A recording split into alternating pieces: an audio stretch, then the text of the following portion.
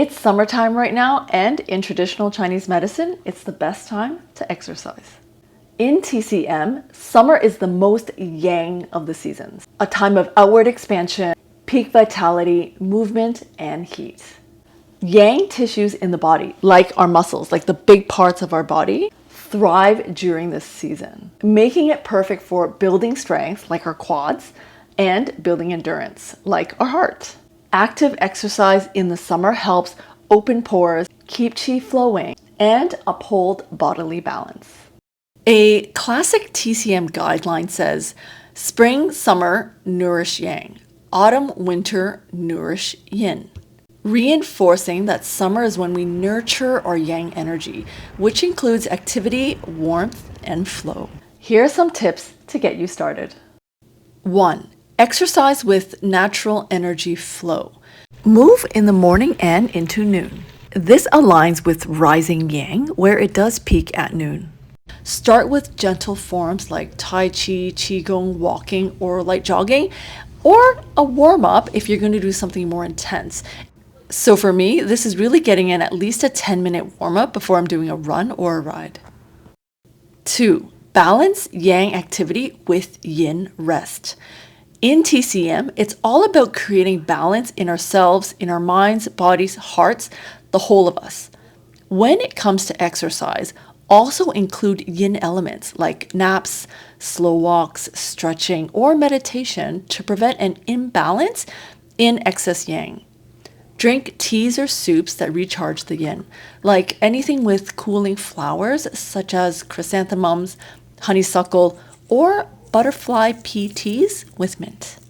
3. Avoid excessive sweating and stay hydrated or cool.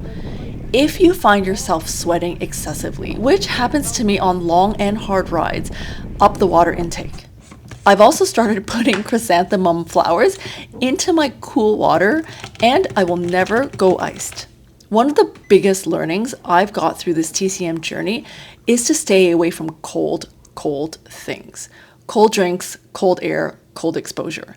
And if I do, I will quickly rebalance with something warming, wind-dispelling teas right after a run or a ride. I've got a few posts explaining what I drink linked here. And 4. Change out of wet clothes as soon as possible. This is to avoid the damp and cold from entering your body, particularly the acupoints and acupressures, where we are more sensitive, such as our shoulders, necks, and stomach. Or if you're still in sweaty clothes, like I often am, especially when we make coffee stops on a ride, I'll be sure that I'm either indoors, in the sun, keeping warm, and staying away from the shade and wind. So here's my current summer wellness routine as an example.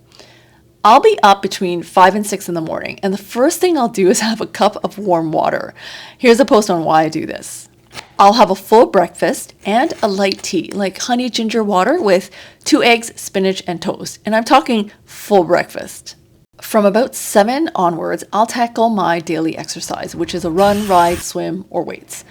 Start off with a warm-up and then gradually get into a set. The intensity will vary depending on my training plan. And that's it in terms of intense workouts.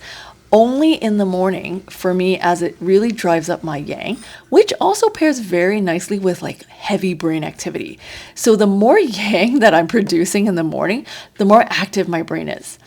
I will be overhydrating during this time with extra electrolytes and more yin-based teas.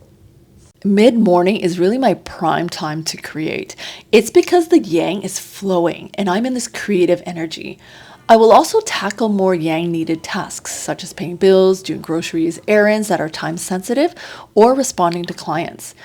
I will usually also have figured out what's for dinner so that the planning is out of the way. This is also the yang part of me. At noon, I will prepare a hydrating or cooling soup, such as watercress or anything with pork, while I'm having a light lunch. This soup will cook itself in the thermal pot and be served for dinner. In the afternoon, I will do some gentle stretching, do less intense creative work, such as design, thinking, or just allowing whatever to flow. I also often have my teas during this time as well. And then things really do slow down by evening. I've got a hydrating soup all ready and out of the way. I actually enjoy my dinner prep and cooking because I've just taken a slower mentality to be intentional, and I recently enjoyed cleanup.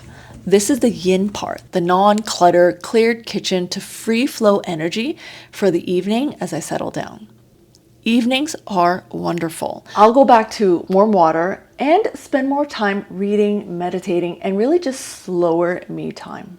I'll also be conscious of not overheating myself and my sleeping environment as I prep for bed and brain dump anything that's still in my mind onto a journal or a log as not to clog up that yang piece in my brain.